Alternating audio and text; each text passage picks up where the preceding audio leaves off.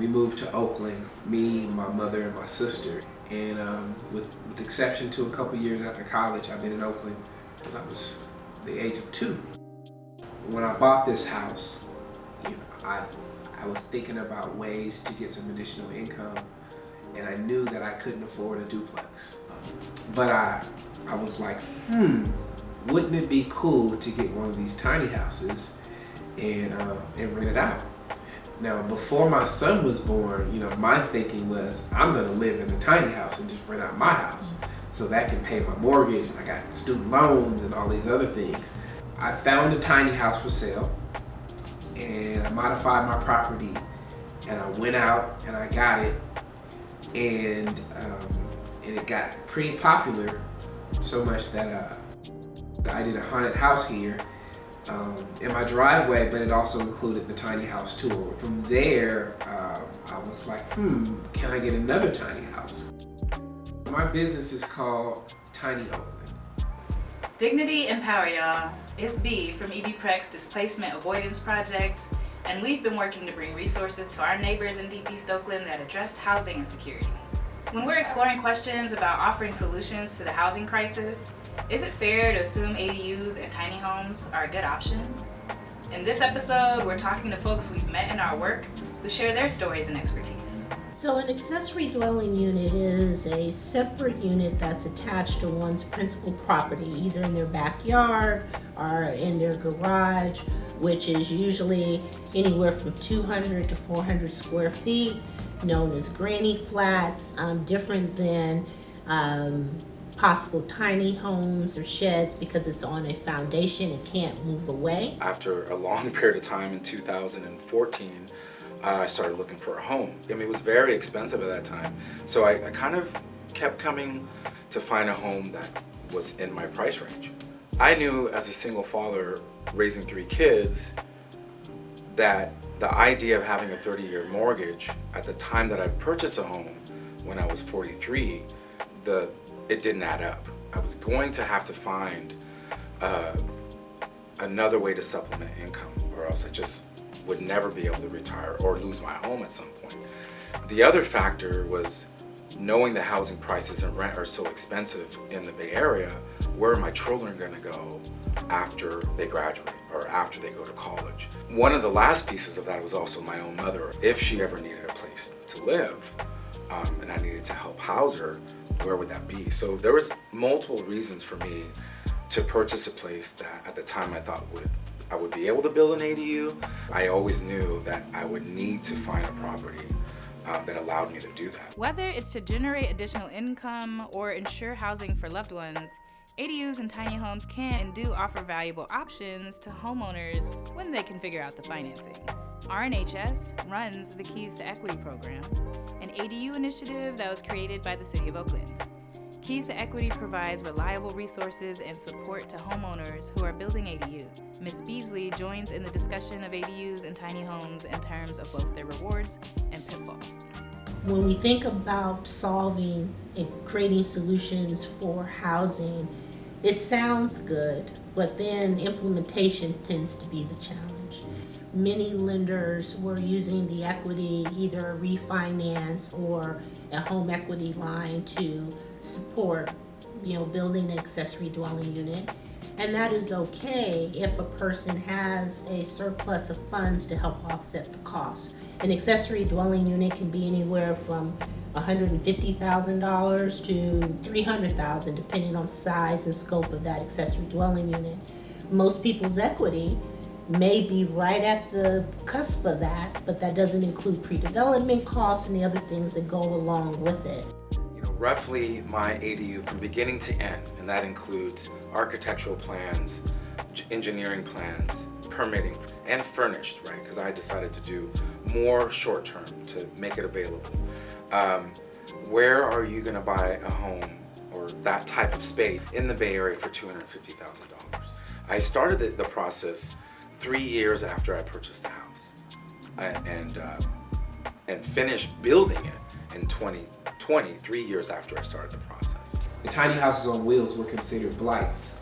So under the city ordinance, they were against the rules. And so my thing was, well, what is a blight? And who gets to determine what a blight is? Like, I can understand how somebody, oh, I don't want this trailer next to my house, it's bringing down my property value, but that's not what I had going on here. It was a really nice tiny house in a blue collar neighborhood.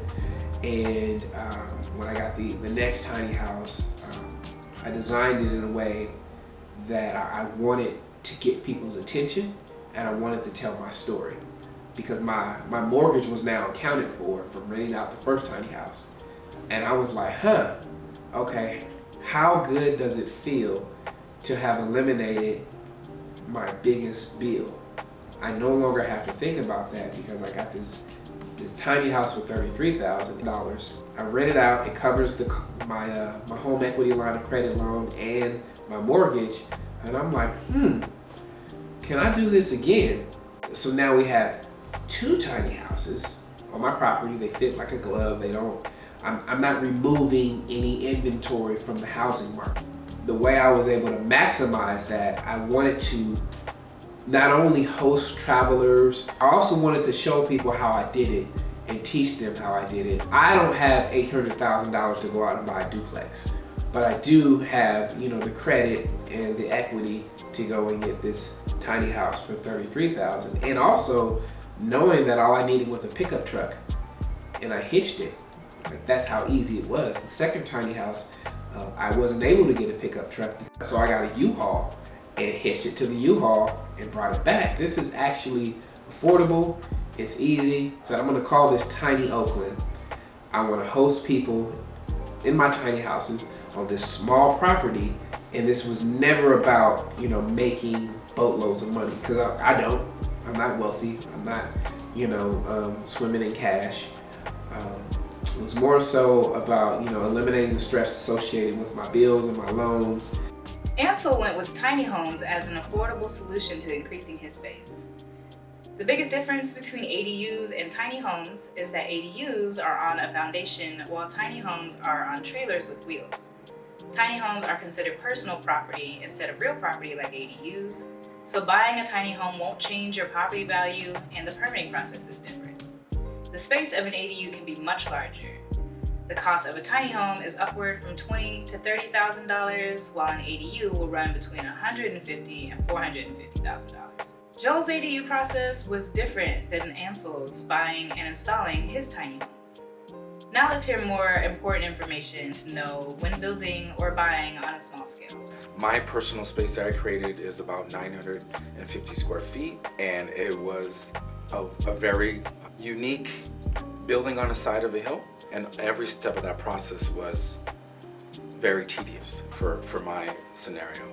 I mean, I built with my hands with other contractors homes from the ground up in Oakland. That's important to recognize, that I had a different understanding from the average person, that how it's going to be built and what it takes and what it doesn't take. That it's not as hard as people think. The physical part, right, of actually building it. There are some things that you're not going to get a variance on. Like, in other words, they're not going to allow you to build on top of your fence. So you should know some of those things, but I think those questions can be easily answered when you're talking to an architect or even a contractor that's trying to give you some ideas. Even myself going down to the planning department, there had to be some discussions and even some education back and forth. But it's a friendly, hopefully, discussion back and forth. But I will say, at some point, somebody at the city was saying that you can't do that. And I had to provide the information to them and say, this is where it's at. Whether it's the width of the road being 20 feet in front of your home. So you're gonna come up with things, and don't let that discourage you. I think that everyone's gonna run into some hurdles. Don't let it discourage you. It is part of the process. When my house is appraised, they're only considering my 2-bedroom, 1-bathroom house. My tiny houses on wheels are considered personal property. They may as well be another car. The benefit of that is it's more affordable and it's mobile. And also, I didn't have to get a permit to go and get a tiny house. It's on wheels. The trailer is recognized as a trailer. Has a license plate. The DMV recognizes the trailer. I have a pink slip. and there just happens to be a home on top of this trailer. There's only a couple cities that have said, yes, you can do this.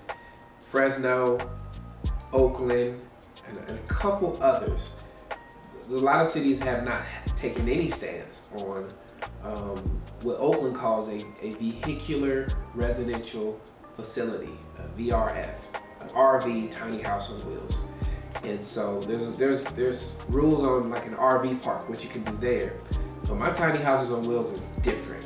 These are smaller homes built just like a larger home with 2x4 and insulation and drywall and everything that you would have in your house, just a smaller footprint. Joel and Ansel's are two great stories of East Oakland folks who secured their housing by adding an ADU or tiny home. But are tiny homes and ADUs helping to resolve housing insecurity and homelessness? Housing has been focused on units and not people. It was all about how many units can we build. And I think accessory dwelling units became a part of that conversation. What I believe it's designed for is for people who are minimalists, but to say a mom with 2 children, don't know if that would be the ideal rental situation. If we're really focused on addressing the affordable housing needs of the people that we serve, it really is taking a holistic view of really going to the people, understanding what their needs are and building that way versus building and then expecting that what we built is going to solve the needs of those that we're serving. We didn't find working with the city of Oakland to be a challenge. I think the exterior challenges were most critical because we needed to address those before they could even get to the city of Oakland to have a zoning conversation. Like, there are other things. It may not be about renting it out to a tenant. It may not be just about homelessness. It might be, or your children. Like, there's a big spectrum here to think about that ADUs do provide other options. And I think a little bit of a safety net for families right here in Oakland. It's just understanding what you want with your land and your property so that it does produce your overarching goal. And I do think that there is a lot of brain trust trying to figure it out. I think it is improving over time. So regardless of what one wants, the resources will be there if they're not already there, because there is a lot of thought and attention of how to figure out how to make it work. During the course of this, Self-Help has created a second lien product versus the original was just a refi, which means that the individual can carve out just the amount that they need for the project so it doesn't impact their first mortgage with higher interest rates. So if you had a first mortgage at 3%, you could keep that. You would then carve out the equity that you needed to build the project. And if that was only $150,000, then that 5% interest rate would only be on that $150,000 versus prior having to roll everything up to one, having more debt at a higher interest rate. So that was a way to kind of combat people who had some resistance because of higher interest rates. After the pandemic, the process for deferment was different for HELOCs. There were different rules. And so my bank, without mentioning, entities, did not do the same process as it was for my mortgage and wanted the money immediately. There would have been no possible way that I would have any money at all to pay that all at once after I was just able to just get back at work.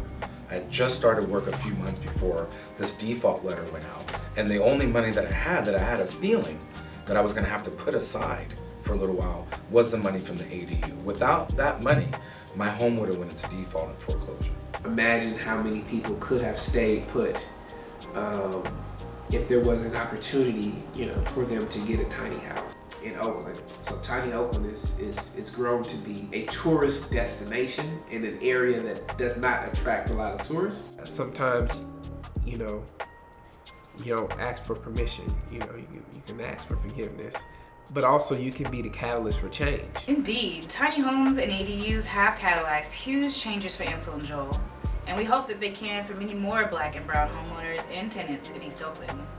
While we don't have the data or our own experience to show how renters benefit from ADUs as a way of avoiding displacement, we know that getting creative to solve the housing crisis is our only way out.